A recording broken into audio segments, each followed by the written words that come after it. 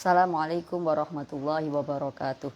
Ila hadrat Nabi Mustafa Sayyidina Maulana Muhammad wa ala alihi wa dzurriyyati wa ikhwani minan nabil mursalin wa kulli ashabi kulli ajma'in wa tabi'ina wa tabi'i tabi'in lahum bi ihsan ila yaumiddin wa khususan la jami'il mu'allifil kutub allati ta'allamna ma'a ustadina wa jami' abaina wa ummahatina wa ajdadina wa akhwalina wa khawlatina masyayikhina masyayikhina wa jamil muslimina wal muslimat wal mu'minina wal mu'minat wa khususan asyhadul qadri jailani radhiyallahu anhum ajma'in a'adallahu ala nabi barakatihim wa syafaatihim wa ulumihim fid dharaini wa khususan ila jamil mu'assisin ahdatil ulama Bahyai Hasyim Asy'ari Bahyai Wahab Hasbullah Bahyai Bisri Syamsuri Bahyai Khalil Mangkalan wa khususan ila jamil mu'assisin muhaddil rubuwi wa usulihim wa furu'ihim man tasaba ilaihim wa khususan ila jamil ulama il amilin lahumul fatihah. A'udzu billahi minasyaitonir rajim. Bismillahirrahmanirrahim. Alhamdulillahirabbil alamin. Arrahmanir rahim. Maliki yaumiddin. Iyyaka na'budu wa iyyaka nasta'in. Ihdinas siratal mustaqim. Siratal ladzina an'amta 'alaihim ghairil maghdubi 'alaihim waladdallin. Amin. Selamat sore sahabat-sahabat Aswaja Muda. Alhamdulillah kita bisa bertemu lagi. Tema kita sore hari ini adalah poligami dalam perspektif agama Islam. Kalau bicara poligami ini sepertinya akan jadi menarik nih. Dalam kalangan kita umat Islam sendiri poligami ini masih menuai pro dan kontra. Beliau-beliau yang pro berkampanye besar-besaran, bahkan sampai mengadakan pelatihan khusus poligami, cara cepat mendapatkan istri 4. Bahkan di situ ada biro jodohnya sekalian, selesai pelatihan langsung dapat istri, begitu. Ada juga yang bertema sukses dalam berpoligami. Nah, dengan salah satu dalilnya poligami jalan menuju surga. Begitu.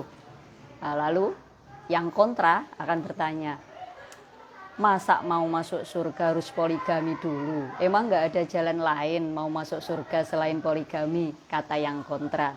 Mereka punya pendapat bahwa poligami salah satu alasannya mereka kontra adalah kalau poligami itu mempunyai istri lebih dari satu, itu tidak menghargai hak-haknya istri sebagai perempuan.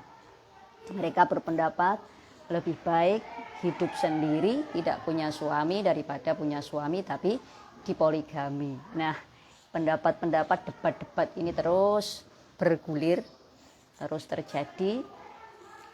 Tapi sebenarnya bagaimana pandangan Islam sendiri yang dalam syariatnya memang menghalalkan atau membolehkan seorang laki-laki itu beristri lebih dari satu. Mari kita dengarkan bersama-sama, kita simak pendapat dari Sayyid Muhammad Ibnu Alawi Al-Maliki dalam kitab Adabul Islam fi Nidamil Usrati. Bismillahirrahmanirrahim. Al-Islamu wa ta'adduduz zawjat. Poligami dalam pandangan Islam. Lamma ba'atsallahu Muhammadan sallallahu alaihi wasallam khataman nabiyyin fil Arab wa abtala syar'ahu zina wa kullama huwa fi ma'nahu min anwa'il ankihati wa kullama huwa mabniyun ala atil mar'ati kal mata'i awil hayawanil mamluk.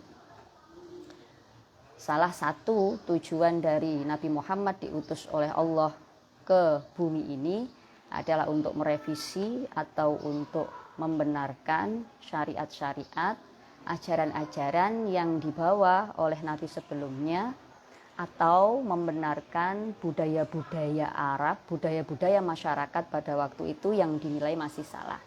Di mana salah satunya syariat Islam itu membenarkan dan membetulkan pandangan manusia, pandangan masyarakat terhadap wanita. Islam mengangkat derajat wanita. Kita tahu bahwa sebelum Nabi diutus, bagaimana perlakuan masyarakat pada waktu itu terhadap wanita. Wanita seperti tidak ada harganya, seperti hewan, bahkan seperti barang dagangan. mereka bebas saja diperjualbelikan. Kalau punya istri sudah bosen bisa saja ditukar tambah. Kalau suaminya meninggal, siapa saja boleh mewarisi perempuan ini. Mereka dijual, dibeli dengan seenaknya. Bahkan kalau mereka tidak diinginkan, masih bayi pun sudah dibunuh hidup-hidup. Itu sebelum Rasul diangkat, sebelum Rasul diutus oleh Allah Subhanahu wa Ta'ala. Bahkan dulu seorang laki-laki itu bebas memiliki wanita sebanyak apapun. Semakin dia berkuasa, maka bisa jadi wanita yang di belakangnya itu semakin banyak. Dan ini salah satu yang direvisi oleh Islam, direformasi oleh Islam untuk mengangkat derajat kaum wanita. Lam yuharim ta'addudaz zaujati tahriman mutlaqan wa lam yad'ar rijal ala ma kanu alaihi minal israfi fil adadi wa fi dzulmin nisa'i. Islam itu tidak mengharamkan, jadi membolehkan, memang tidak mengharamkan seorang laki-laki beristri lebih dari satu. Walam yad'ar rijal ala ma kanu alaihi minal israfi fil adadi. Tetapi Islam pun tidak membolehkan seorang lelaki berlebih-lebihan dalam memiliki istri. Jadi Islam itu membolehkan beristri lebih dari satu, tetapi Islam membatasi jumlahnya agar tidak terlalu banyak, karena dianggap nanti akan menyakiti atau mengecewakan perempuan-perempuan tersebut. Bal qayyadahu bil adadi allati qad taqtadihi maslahatun nasl wa halatul ijtima' wa yuwafiqu isti'dadir rijal lahu. Dan pembatasan jumlah istri ini pembatasan jumlah istri ini dimaksudkan adalah untuk menghindari perbuatan dolim atau perbuatan menyakiti istri. Wahwa Allah yatajawazal arba' wabil qudrati 'alan nafaqati 'alaihinna. Islam membatasi jumlahnya, yaitu tidak boleh lebih dari 4 orang. Islam membolehkan beristri lebih dari satu, tetapi membatasinya maksimal 4 orang.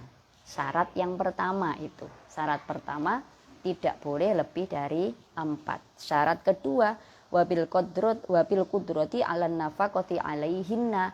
Si suami harus bisa memberikan nafkah baik lahir secara batin, secara layak terhadap istri-istrinya. Nah, jadi tidak hanya kawin saja, tidak hanya nikah saja, tetapi juga harus diopeni dengan baik, diberi nafkah lahir maupun batin secara layak. Syarat yang kedua, washturita fihi al-adla baina zawjaini awil azwaj liman imaka min dzulmin nisa'i bi qudratil istita'ati. Syarat yang ketiga, seorang suami harus bisa bertindak adil terhadap istri-istrinya, baik secara lahir maupun secara batin, baik pemberian materi maupun pemberian kasih sayang. Tidak boleh kemudian nanti suami ini memprioritaskan salah satu istrinya saja, memenuhinya dengan materi yang banyak tetapi menelantarkan yang lainnya. Nah, ini syarat yang ketiga. Jadi syarat yang pertama tidak boleh lebih dari 4, syarat kedua harus bisa memberikan nafkah secara layak, syarat yang ketiga harus bisa berbuat adil terhadap istri-istrinya. Kenapa? Agar para istri yang dinikah ini tidak sengsara. Pun, itu nggih 3 syarat yang harus dipenuhi jika memang ingin menambah istri. Wa huwa ma wat yufdi bil mutadayyin bil Islam al mutamassik bi syari'atil islamiyati al waqif inda hududiha ila iktisari ala zaujatin wahidatin. Setelah diterangkan 3, disebutkan 3 syarat ini, bisa jadi laki-laki yang memegang teguh ajaran Allah, laki-laki yang memang lurus agamanya, dia akan berpikir 1000 kali untuk menambah istrinya karena merasa tidak bisa memenuhi syarat yang ditetapkan oleh syariat. Kemudian apa? Al-waqif inda hududiha ilal iktisari ala zaujatin wahidatin. Dia akan bertahan dengan cukup 1 istri saja. illa lidoruratin, kecuali kalau memang ada darurat. Darurat ini lebih atas daripada hajat. Kalau hajat ini hanya kebutuhan, kalau darurat ini lebih dari kebutuhan. Nah, kalau tidak darurat, dia tidak akan menikah lagi. It yukhafudul, karena dia takut akan berbuat dolim atau takut akan menyakiti istrinya. Nah, jadi jangan salah. Kalau ada seorang laki-laki yang hanya mempunyai satu istri, itu tidak berarti dia takut sama istrinya. Tapi bisa jadi dia takut pada zat yang lebih besar daripada hanya seorang istri, yaitu Allah Subhanahu wa ta'ala. Karena dia tahu Allah melarang menyakiti hati seorang istri. Perintah Allah dalam Al-Quran sudah jelas, al-mu'asyarah bil ma'ruf, terhadap istrinya. Jadi dia takut menyakiti hati istrinya. Qala ta'ala fi suratin nisa, wa in khiftum alla tuqsitu fil yatama fankihu ma thaba lakum minan nisa'i masna wa thulatha wa ruba'. Ini salah satu ayat yang sering sekali dipakai dalil bagi orang-orang yang mau menikah lagi. Wa in khiftum alla tuqsitu fil yatama, kalau kalian takut tidak bisa berbuat adil terhadap perempuan yatim yang akan kalian nikahi, fankihu ma thaba lakum minan nisa'i masna wa thulatha wa ruba', maka nikahilah perempuan yang kalian sukai, 2, 3 atau 4. Batasnya 4, tidak boleh lebih dari 4. Fa in khiftum, kalau kalian takut, fa in khiftum alla ta'dilu, kalau kalian takut jika beristri lebih dari 1 kalian tidak bisa adil terhadap mereka, kalian tidak bisa memberi nafkah terhadap mereka, kalian tidak bisa mensejahterakan kehidupan istri-istri kalian, maka fawahidatan, cukup 1 saja istri bagi kalian agar kalian tidak kebanyakan dosa. Ngoten nggih. Fal ayatu tadullu ala tahrimit ta'addudi ala man yakhafu ala nafsihi dzulma zaujatin. Dari ayat ini kita bisa menarik satu kesimpulan bahwa poligami itu tidak selalu sunnah hukumnya. Walaupun mungkin itu adalah sesuatu yang dicontohkan oleh Rasul, tetapi tidak selalu akan menjadi sunnah. Kita harus melihat kondisinya terlebih dahulu.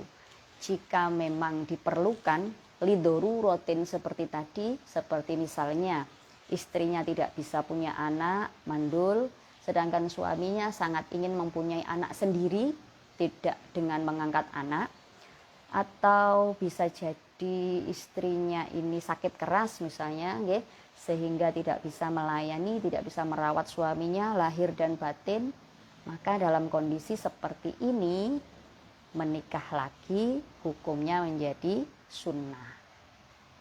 Tetapi dikembalikan lagi kalau suaminya benar-benar yakin dia bisa ngopeni 2 istri sekaligus dengan baik.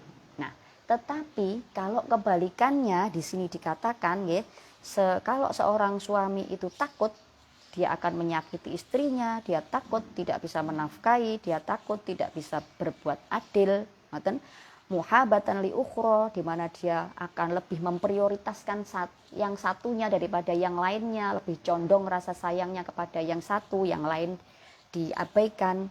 Wa tafdilan laha 'alaiha, lebih mengutamakan yang satu daripada yang lainnya.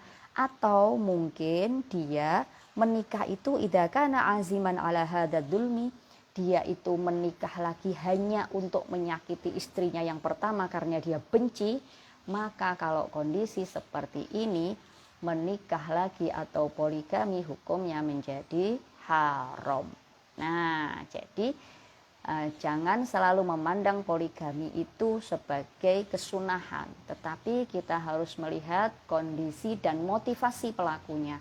Apa motivasinya dan bagaimana kondisi rumah tangganya. Apakah memang benar-benar darurat untuk melakukan poligami? Kalau memang darurat, maka menjadi sunnah. Tetapi kalau hanya untuk bersenang-senang saja, kalau hanya untuk membuktikan dirinya itu berani, dirinya bukan suami yang takut istri, hanya untuk membanggakan dirinya saja, atau untuk menyakiti istrinya, dan dia tidak punya kemampuan untuk menafkahi 2 istri, 1 istri ya keleleran kok dadak ditambahi. Nah, dalam kondisi seperti ini maka menikah lagi hukumnya haram.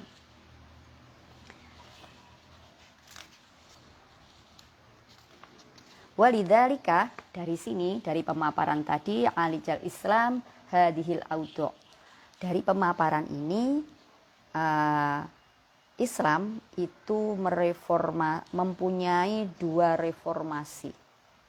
Wa harrama awalan ma fawqal arba' zaujatin wa aghlaqa bidzalikal bab al maftuhi sabiqan min ghairi tahdidin wa kana fi dzalika islahul awal. Reformasi yang pertama, perbaikan yang pertama yang dilakukan Islam adalah dengan mengubah mindset orang-orang zaman dahulu yang menikah dengan banyak istri, dengan mempunyai perempuan yang banyak, itu diubah oleh Islam. Maksimal istri yang boleh dinikahi adalah 4 orang saja.